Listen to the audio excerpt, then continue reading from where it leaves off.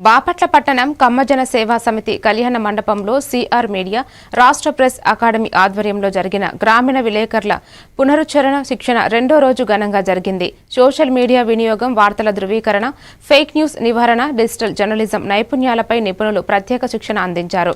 జిల్లా గ్రామీణ విలేకరులు ఉత్సాహంగా పాల్గొన్నారు.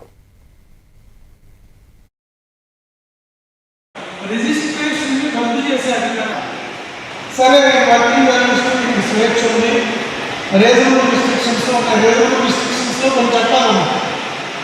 ఆ చట్టాలు కూడా ఏంటి, ఇది ప్రభుత్వ నిబంధనలు అనుగుణంగా వాళ్ళు చెప్పిన పరిమితులకు లోబడి పుస్తకాన్ని ప్రచురించారా లేదా, కంటెంట్ భావప్రకటన స్వేచ్ఛలో ఉన్న ప్రభుత్వాలు మనం చర్యలు తీసుకుంటాం కదా.